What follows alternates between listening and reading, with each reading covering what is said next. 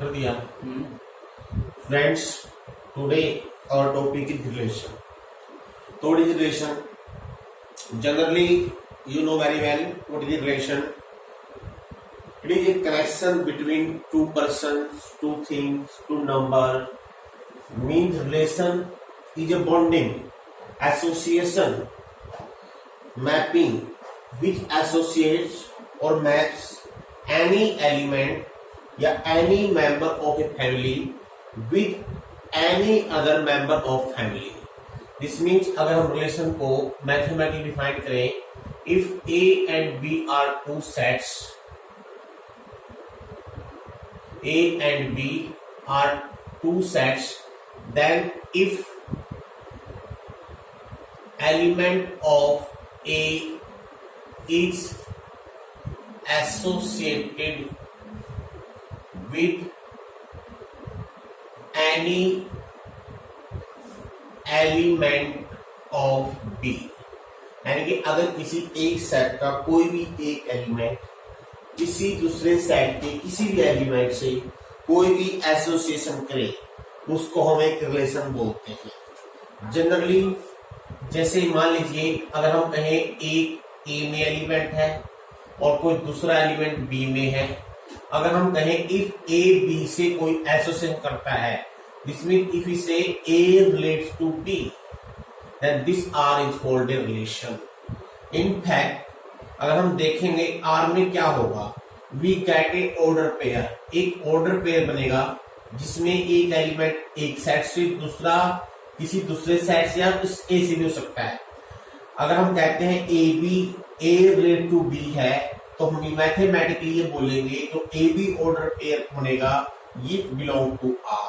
In fact जो R है, R क्या बनेगा, it become the set of order pair. लेकिन कौन से ऑर्डर पेयर, सभी ऑर्डर पेयर नहीं, कैसे order pair, such that A relate to B, तो हम कहेंगे R contains set of order pair AB, यानी R सेट में AB ऑर्डर पेयर होंगे अगर एक एलिमेंट B से रिलेटेड हो, A belong to A and B belong to B। यानी मैथमेटिकली अगर हम ध्यान से देखें, अगर आपने ए क्रॉस बी चेक किया क्या होता है, ए क्रॉस बी क्या होता है, सेट ऑफ ऑर्डर पेयर। इस ए आर में क्या आएंगे, कुछ ऑर्डर पेयर, सब ऑर्डर पेयर जिसका एक एलिमेंट पहला एलिमेंट दूसरे एलिमेंट से कोई गिवन जो भी गिवन रिलेशन होगी वो बनाए। इसका meaning R in fact is a subset of A cross B. तो इट इज मैथमेटिकल डेफिनेशन। अगर इसको हम अगेन रीडिफाइन करें, जो R क्या होती है, ये एक AB का A क्रॉस B का सबसेट होती है। क्यों होती है, क्योंकि R में क्या आएंगे, ऑर्डर पेयर। कैसे ऑर्डर पेयर आएंगे, ऐसे ऑर्डर पेयर जिसका पहला एलिमेंट A से हो दूसरा एलिमेंट B से हो। लेकिन R में जो ऑर्डर पेयर आएंगे, in fact they all are contain in A cross B, तो इसलिए R जो होगी A क्रॉस B का एक सबसेट होगी। जैसे मैं थोड़ा सा एग्जांपल लेके दिखाता हूं। मान लीजिए हमारे पास A सेट कंटेन 1 to 3 और हम कहते हैं B set contain 1 to 5। If we define the relation R such that A relate to B, ऐसे लिखिए, या order pair AB belong to R लिखिए, की बात है। If A is less than B, अगर हम ऐसे कोई रिलेशन डिफाइन करें कि पहला एलिमेंट A से लें, दूसरा एलिमेंट B से लें, लेकिन कंडीशन क्या हो, जो हमने A से लिया है एलिमेंट वो B से छोटा हो, तो देखिए R में कौन कौन से ऑर्डर पेयर आएंगे। देखिए अगर मान लीजिए मैं A में से 1 लेता हूँ, 1 देखिए इनमें से किन से लेस देन है, 2 से भी लेस है, 5 से भी लेस है। दिस मींस 1 रिलेट टू 2 भी आएगा एंड 1 रिलेट टू 5 भी आएगा, दोनों ऑर्डर पेयर आएंगे। ऐसे ही अगर मैं यहां से 2 लेता हूं A से, तो 2 ओनली लेस 5, तो 2 रिलेटिव 5 आएगा। सिमिलरली अगर 3 लेते हैं, 3 लेस देन ओनली 5। इसका मीनिंग अगर हम R को एक ऑर्डर पेयर के रूप में लिखें, तो इसमें कौन कौन से ऑर्डर पेयर बने, 1 2 1 5 2 5 and 3 5. Only we get 4 order pair which satisfy the given relation. This means अब अगर आप ध्यान से देखेंगे ए क्रॉस बी अगर लेंगे उसमें ये सभी ऑर्डर पेयर तो आएंगे ही आएंगे, इनके अलावा इनसे अधिक भी आएंगे। क्लियरली ए क्रॉस बी का ये सबसेट हो गई। तो मैथमेटिकली अगर आपसे कोई पूछ ले what is the relation from A to B, तो mathematically it is a subset of A cross B. अब एक इसके बाद बारी आती है what is the domain and range. एक नई चीज आप सुनोगे आज, डोमेन क्या होती है। डोमेन एक होती है रेंज। देखिए अगर मान लिया रिलेशन आपने डिफाइन की है ए से बी तक, यानी कि जो पहला एलिमेंट है वो हमने बी में से लिया है, दूसरा एलिमेंट ए में बी में से लिया है, पहला ए में से लिया है, तो डोमेन क्या होगी। डोमेन वो एलिमेंट होंगे, यानी कि अगर हमारी रिलेशन क्या है contains a b such that a belong to A, b belong to B. अब जो जो ए आएंगे इसमें वही डोमेन कहलाएंगे। डोमेन क्या होगी, domain of R contains A such that A में से हो और ए रिलेट टू बी हो, यानी कि जो जो एलिमेंट रिलेटेड होंगे बी से, बी कोई भी एलिमेंट होगा बी से, A where B belong to B लिख दिया यहाँ पर, तो वो उसके डोमेन कहलाएंगे। जैसे हमने अभी एग्जाम्पल लिखा ये आर, इसमें है 1 2 1 5 2 5 3 5, तो इसका आर की जो डोमेन क्या बनेगी 1 and 2 and 3 तीनों एलिमेंट आ गए। ऐसे ही रेंज क्या होगी, जो दूसरा एलिमेंट आया है ऑर्डर पेयर का, यानी कि इसमें 20 एलिमेंट सच दैट ए और बी बिलोंग टू ए हो, बी बिलोंग टू बी हो और ए रिलेट टू बी हो। जो सेकंड प्लेस पे एलिमेंट आया है अगर उनको हम सेट की फॉर्म में लिख देंगे वो उसके रेंज के एलिमेंट कहलाएंगे, become range of the relation. अब देखिए रिलेशन को रिप्रेजेंट कैसे करते हैं। रिलेशन इन फैक्ट हमने जो रिलेशन है इसको भी सेट के रूप में रिप्रेजेंट किया है।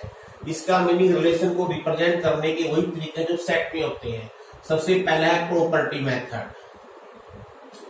प्रॉपर्टी मेथड क्या होता है, जैसे अभी हमने डिफाइन किया था A and B are any two sets such that R contain order pair a b where a relate to b हो, ए बिलोंग टू ए और बी बिलोंग टू बी। अगर हम इसको ऐसे लिख देते हैं ये बनेगी आपकी प्रॉपर्टी मेथड। एक दूसरा होता है रोस्टर फॉर्म। रोस्टर फॉर्म वही है, रोस्टर फॉर्म में क्या करते हैं, इसमें जो आर में जितने ऑर्डर पेयर बनेंगे उन सबको ऑर्डर पेयर के रूप में अगर हम लिख देंगे तो वो बन जाएगी आपकी प्रॉपर्टी रोस्टर मेथड। जैसे अभी हमने जो एग्जांपल लिखा था आपको उसमें क्या था ए लेस देन बी। अब इसमें कौन कौन से एलिमेंट आएंगे, जैसे हमने वहां लिखा 1 2 आएगा, 1 5 आएगा, यहाँ पर आ जाएगा 2 5 और एक आएगा 3 5। ये चार ऑर्डर पेयर को सभी को लिख देंगे ऐसे, ये बन जाएगी आपकी रोस्टर फॉर्म। और नेक्स्ट है एक एरो डायग्राम। एरो डायग्राम क्या होता है, इसको भी हम इस एरो डायग्राम का यूज करके भी हम रिलेशन को रिप्रेजेंट कर सकते हैं। कैसे लिखते हैं, इसमें लेफ्ट साइड में ए सेट के एलिमेंट, इधर बी सेट के एलिमेंट लिख लीजिए। अब यहाँ थे 1 2 3, इसमें थे हमारे पास 1 2 5। अब देखिए अब जो जो ऑर्डर पेयर है, जैसे 1 रिलेट टू 2 तो 1 और 2 को आपस में मिला दीजिए और 1 से 2 की ओर एरो लगा दीजिए। ऐसे यहाँ पर लगाइए ए से बी हमने आर डिफाइन की है।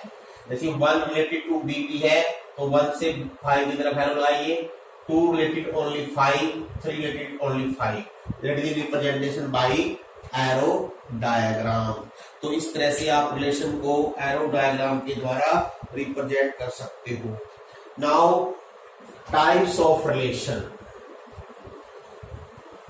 रिलेशन कितने टाइप की हो सकती है, टाइप्स, रिलेशन की टाइप्स। देखिए सबसे पहली तो है एम्प्टी, इसको वॉइड भी बोलते हैं और इम्पॉसिबल भी बोल सकते हो आप, कोई पॉसिबल रिलेशन नहीं है, और नल भी बोल सकते हो। एम्प्टी, नल, वॉइड, इम्पॉसिबल रिलेशन।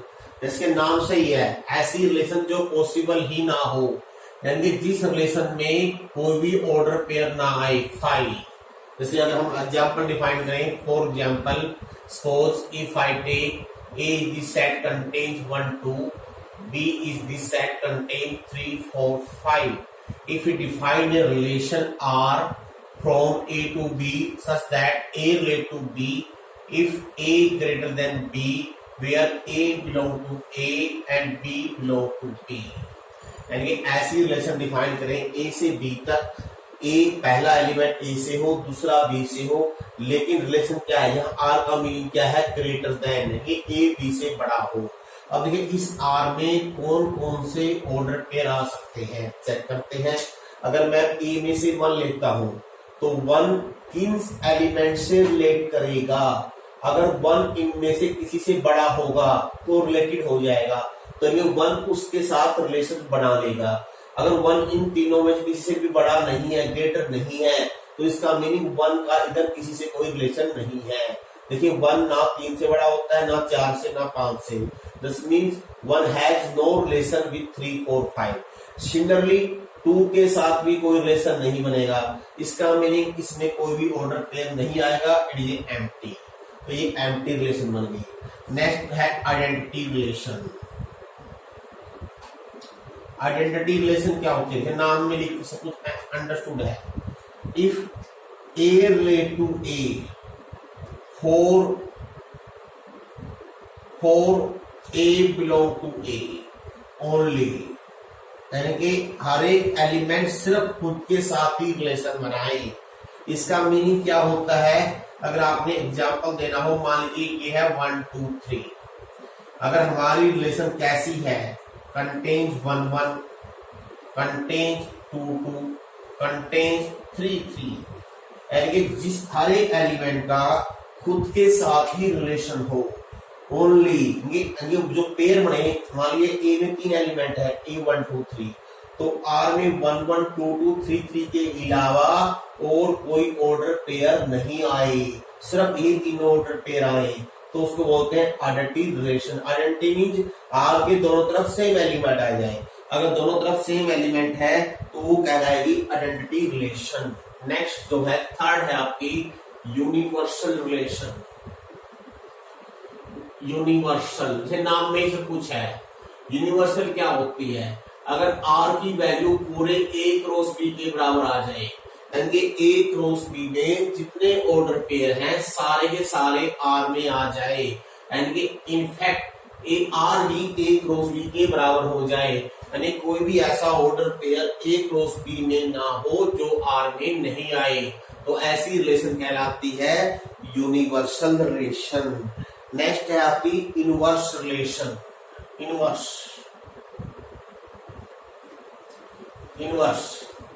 अंडरस्टूड है। इनवर्स क्या होती है, आर जो है ए से बी तक डिफाइंड है, इसका मीनिंग क्या होता है, जो पहला पोजीशन पे एलिमेंट आएगा वो ए से आएगा, दूसरा बी से आएगा। मीन अगर मैं आर को लिखता हूं a b, where a belong to A, b belong to B, inverse क्या होगा, ये बनेगा आर इनवर्स, ये उल्टा हो जाएगा, यानी कि इसमें जो ऑर्डर पेयर है वो रिवर्स हो जाएंगे, पहला बी हो जाएगा, दूसरा ए हो जाएगा, ये एडजस्ट रहेंगे। बस एक मेथड यही हो गया इनवर्स रिलेशन।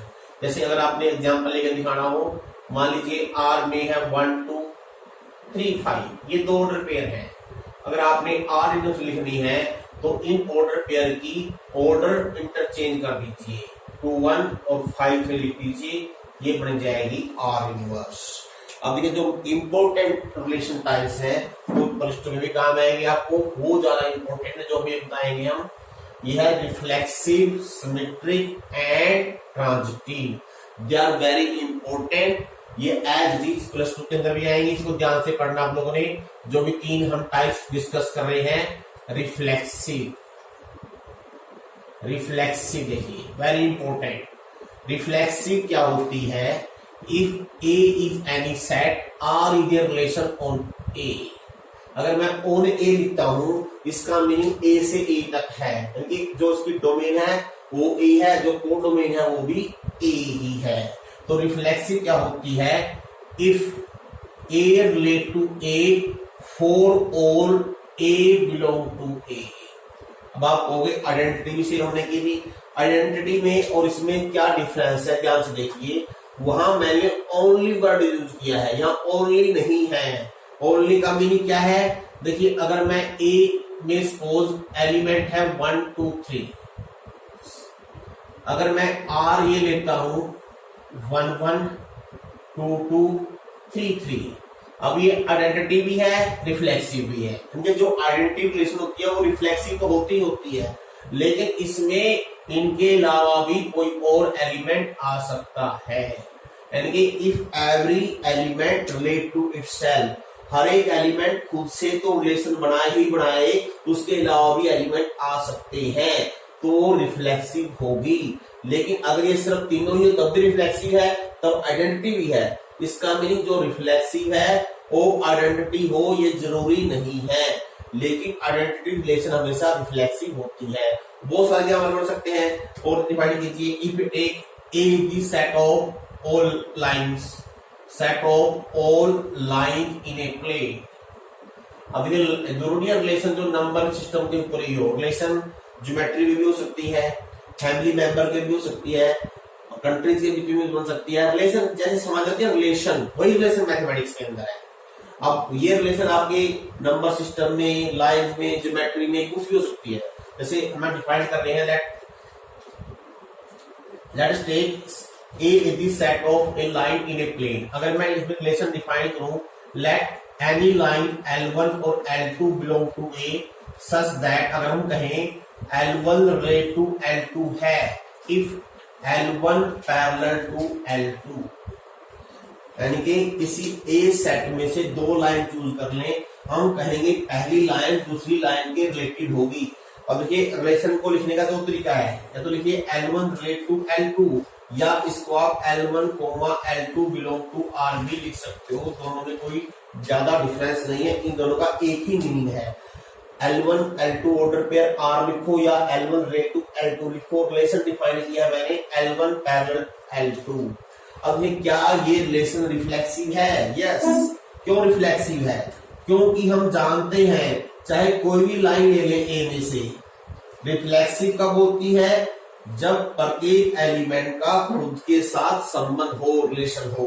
हम जानते हैं every line parallel to itself, this mean चाहे एल कुछ भी हो, एल हमेशा आर में होगी। चाहे एल का मान L1 हो, चाहे L2 हो, चाहे L3 हो, चाहे L5 हो, चाहे Ln हो, सभी की सभी लाइनें आपस में रिलेटेड है, खुद से रिलेटेड है, इसलिए ये रिफ्लेक्सिव है। और बहुत सारे एग्जांपल बन सकते हैं। अगर मैं ये लेता यहाँ पर इसकी बजाय अगर मैं लेता L1 परपेंडिकुलर टू L2, अब ये रिफ्लेक्सिव नहीं है।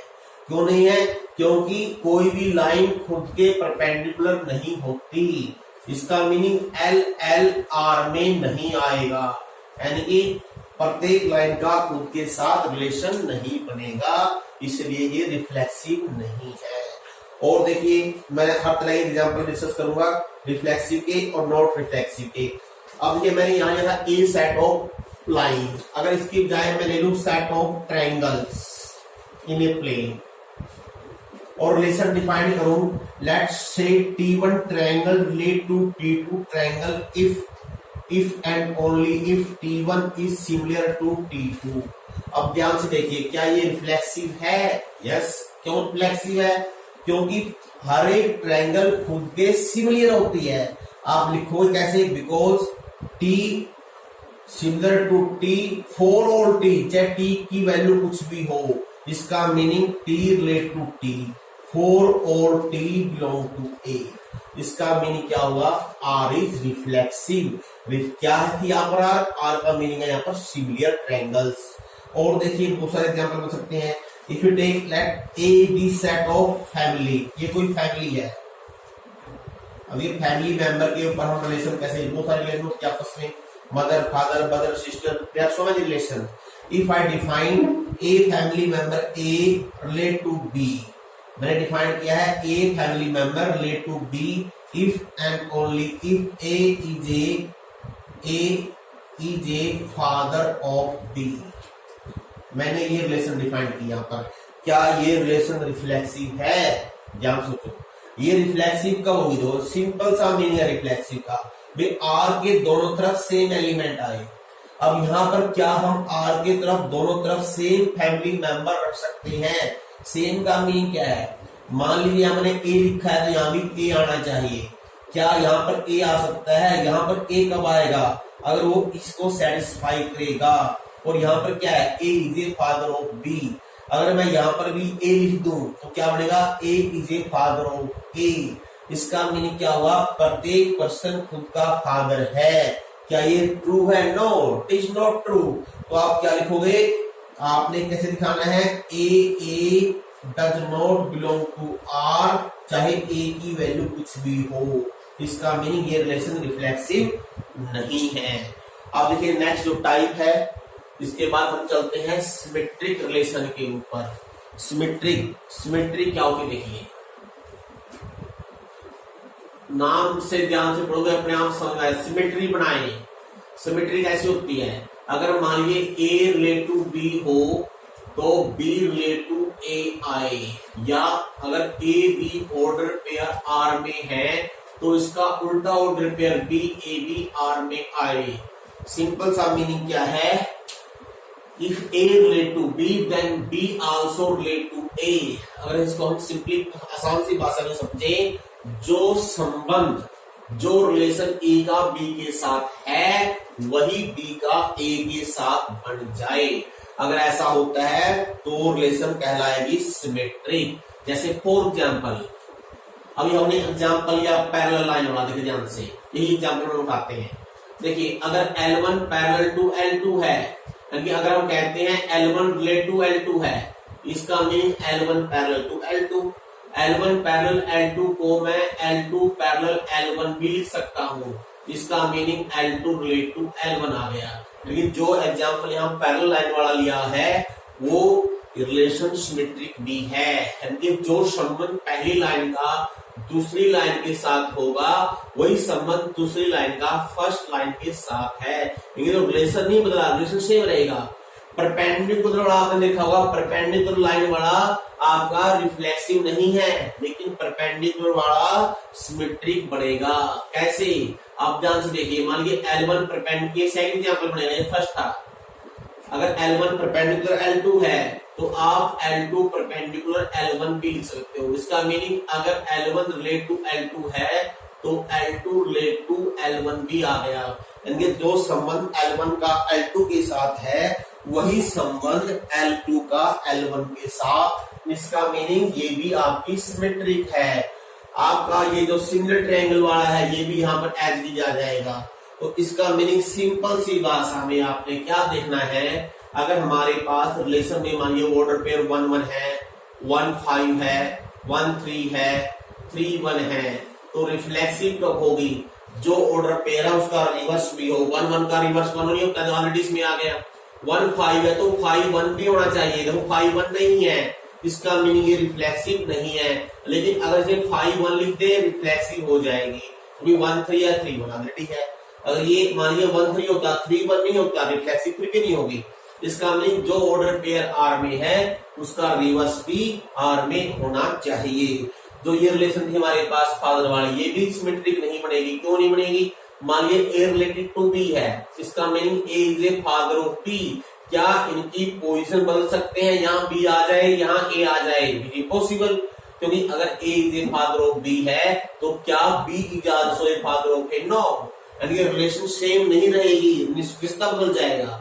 बदलना नहीं है, सेम रिश्ता रहे तो सिमेट्रिक है, अगर सेम ना रहे तो सिमेट्रिक नहीं है। और number 7 that is also important, transitive relation. देखिए ट्रांजिटिव क्या होती है? अगर हम 3 एलिमेंट दे रखे हो किसी भी गिवन सेट में, कैसे एलिमेंट ऐसे हो कि ए तो बी से रिलेट हो एंड बी सी से रिलेट हो। अगर ये संबंध दे रखा है, यानी कि अगर आर में ए बी ऑर्डर पेयर भी है और बी सी ऑर्डर पेयर भी है, तब ए सी ऑर्डर पेयर भी आर में आना चाहिए। यानी कि अगर ए b and b c R में है तो ए सी भी आर में होना चाहिए। अगर ऐसा हो जाए तो उसको बोलते हैं ट्रांजिटिव। अब देखिए अगेन हमारे जो हमने ज्योमेट्री वाले क्वेश्चन देखे हैं, पैरेलल लाइन वाला देखे ध्यान से पहले, ये भी ट्रांजिटिव है। ट्रांजिटिव भी है, कैसे ट्रांजिटिव है? मान लीजिए रिलेशन डिफाइंड की पैरेलल वाले कैसे डिफाइंड की मैंने, अगर L1 रिलेट टू L2 है तो L1 पैरेलल टू L2, ये रिलेशन में डिफाइन कीजिए। अब ये ट्रांजिटिव कैसे है, ये से लेट अगर हम मान लें L1 रिलेट टू L2 है and L2 relate to L3 भी है। अब देखिए L1 रिलेट टू L2 का मीनिंग क्या है, L1 पैरेलल L2 हो गया। L2 रिलेट टू L3 का मीनिंग क्या है, L2 पैरेलल L3 हो गया। अब ये first line parallel to second line parallel to third line, one line parallel to second line parallel to third line. Obviously first और थर्ड भी आपस में पैरेलल हो गई। इसका मीनिंग इन दोनों से हम डायरेक्ट लिख सकते हैं L1 पैरेलल टू L3। इसका meaning L1 is also relate to L3, इसलिए ये ट्रांजिटिव भी है। तो जो पैरेलल लाइन वाला है, आपने देखा अगर कोई एग्जांपल देना पड़ जाए, तीनों में आ गया, रिफ्लेक्सिव के अंदर भी आ गया, सिमेट्रिक के अंदर भी आ गया, ट्रांजिटिव के अंदर भी आ गया। ऐसे ही जो हमारी सिमिलर ट्रायंगल वाला है, ये भी तीनों बढ़ जाएगी, ये भी ट्रांजिटिव हो जाएगी। अगर परपेंडिकुलर वाला था, ये रिफ्लेक्सिव नहीं था, सिमेट्रिक तो है लेकिन ये ट्रांजिटिव भी नहीं है। ये परपेंडिकुलर लाइन वाला जो एग्जांपल है सिर्फ सिमेट्रिक है। कैसे है देखिए, अगर मान लो L1 परपेंडिकुलर L2 है and L2 perpendicular to L3 है। अब देखिए L1 अगर हम ज्योमेट्री में आके देखें, प्लेन के अंदर की बात करें हम, ये L1 है first line perpendicular to second line. अब second line perpendicular third line, अब सेकंड के परपेंडिकुलर ऐसे जाएगी। अरे क्या वन और थर्ड परपेंडिकुलर है? नो, वन और थर्ड परपेंडिकुलर नहीं है। इसका मीनिंग ये आपकी रिलेशन ट्रांजिटिव नहीं है। और एग्जांपल दे सकते हो, जैसे मेरे फादर वाला था, A is A father of B and B is A father of C। क्या A is A father of C? No, A C का फादर नहीं बनेगा। रिलेशन सेम नहीं होगी, ग्रैंड फादर बन जाएगा लेकिन रिलेशन सेम नहीं होगी, इसलिए वो ट्रांजिटिव नहीं होगा। तो they are the very important. Again I repeat, reflexive का मीनिंग क्या होता है? सिंपल सा, if every element relate to itself that is a reflexive. Symmetric, if A relate to B then B must be relate to A। यानी कि जो संबंध, जो रिलेशन A का B के साथ है वही संबंध B का A के साथ हो जाए। Transitive, if A relate to B relate to C then A must relate to C, that is called transitive। अब नेक्स्ट जो है, टोटल नंबर ऑफ रिलेशन कितनी बन सकती है? देखिए टोटल नंबर ऑफ रिलेशन, मान लीजिए हमारे पास दो सेट है, एक सेट A है, इसमें सपोज कीजिए M एलिमेंट्स है, एक सेट B है जिसके अंदर मान लीजिए N एलिमेंट्स है। अब relation from A to B कितनी बन सकती है? अभी हमने स्टार्टिंग में बताया आपको R क्या है, R is a subset of A cross B। और आप जानते हो सबसेट कितने होते हैं, नंबर ऑफ सबसेट जितने बढ़ेंगे उतनी ही आपकी बन सकती है रिलेशन, नंबर ऑफ सबसेट्स किसके? A क्रॉस B की। अब A क्रॉस B के सबसेट कितने बनेंगे? A क्रॉस B में कुल कितने एलिमेंट्स होंगे? A क्रॉस B में एलिमेंट्स होते हैं m into n। और आप जानते हो अगर किसी सेट में n एलिमेंट है, नंबर ऑफ सबसेट होते हैं 2 की पावर n। इसका मीनिंग A क्रॉस B के सबसेट्स बनेंगे 2 की पावर mn। इसका मीनिंग जितने नंबर ऑफ सबसेट्स बनेंगे उतनी ही R बन सकती हैं। इसमें number of relation from A to B R